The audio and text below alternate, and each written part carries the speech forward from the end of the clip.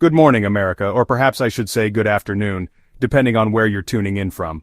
It's a funny thing, trying to capture a country as vast and wonderfully baffling as the United States in just a few moments. It's like trying to describe the Grand Canyon using only a postcard. Yet, that's precisely what we're going to attempt.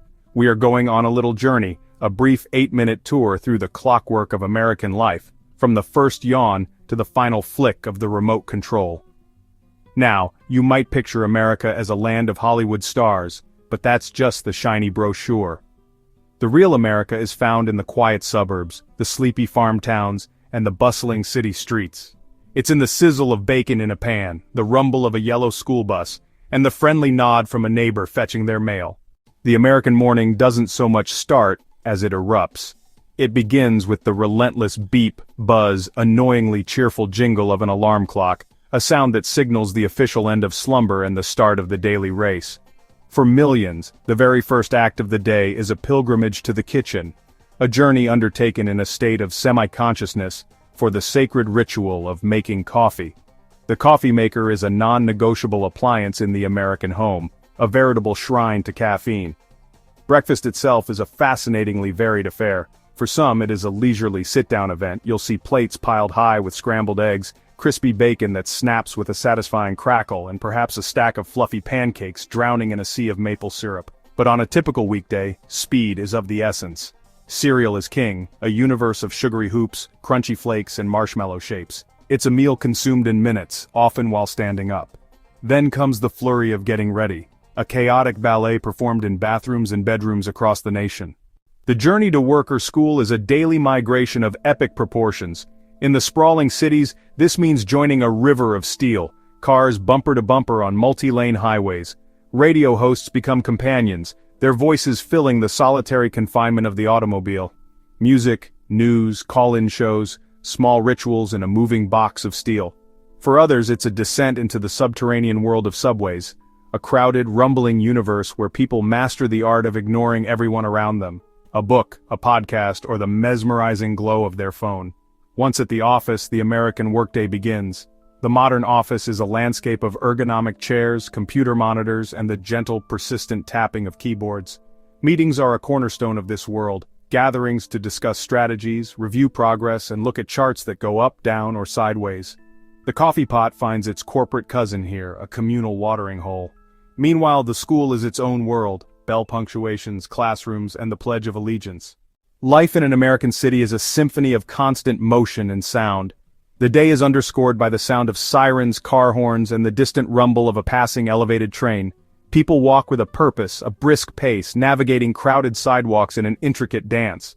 A coffee shop is never more than a block away. A dozen cuisines are available for dinner at the tap of an app. The corner store, or bodega, is a vital lifeline for late-night snacks. The boundless options of the city extend into nightlife, restaurants, museums, and shops. In the countryside, however, the pace of life slows to a gentle stroll. A sweeping panoramic view showing a red barn and a silo with rolling green fields under a big blue sky. The dominant sounds are the chirping of crickets, the rustle of wind through cornfields, and the lowing of distant cattle. Here, space is the ultimate luxury, wide lawns and acres of farmland. A traffic jam can mean getting stuck behind a slow-moving tractor on a 2-lane road. In the city, anonymity can be comfort. In small towns, community is everything. Neighbors know each other and the postman by name. When the school bell rings for the final time, or the office clock strikes 5, a collective sigh of relief sweeps across the country. For kids, this often means a mad dash to the outdoors, swings, jungle gyms, and scraped knees. Sports are woven into the very DNA of American afternoons. Soccer, baseball, and high school practice drills. The soccer mom or dad piling kids into a minivan is a cultural icon for a reason. The afternoon also means errands. A line at the post office, the dry cleaner, a quick grocery run for dinner. In cities, public parks are communal backyards. Joggers, readers, people lying on the grass watching clouds. For many, it's a time to decompress. A walk with the dog, a pause on a bench to breathe. These activities teach teamwork, discipline, and sportsmanship, how to celebrate a win or accept a loss with grace. The afternoon is a bridge between obligations and the restful calm of evening. Whether on a sports field, park bench, or in the checkout line, the American afternoon is a time for doing and for finding small joys.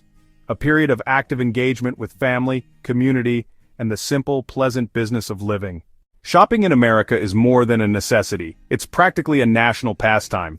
For daily needs, the supermarket is king, a vast, brightly lit wonderland of endless aisles.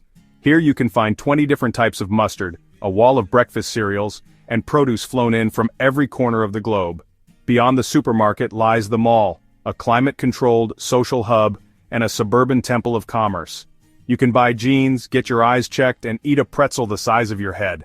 America is the birthplace of fast food, and the drive-thru is a marvel of efficiency. A glowing burger sign, a neon taco sign, or a fried chicken joint is a familiar beacon on almost any American road. But dining out is also about the sit-down experience, from family-run Italian restaurants to modern farm-to-table cuisine. Free time is also filled with hobbies: woodworking in the garage, tending a backyard garden, or calling a friend. The local library is a quiet sanctuary for books, computers, and community meetings. The multiplex cinema offers the magic of the big screen and buttered popcorn. As dusk settles and the streetlights begin to flicker on, the pace of American life finally starts to slow. The evening is a time for returning home and becoming a family member again. For many, the centerpiece of the evening is the family dinner, passing dishes and sharing the stories of the day.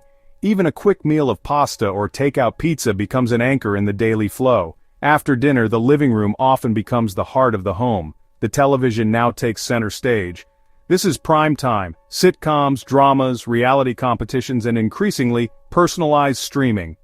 Not all evenings are spent in front of a screen. Home can mean board games, kids with homework, baths, and bedtime stories. For adults, the evening might be a quiet hour to read, pay bills, or sit on the porch and enjoy the cool night air. One by one, the lights in the houses go out.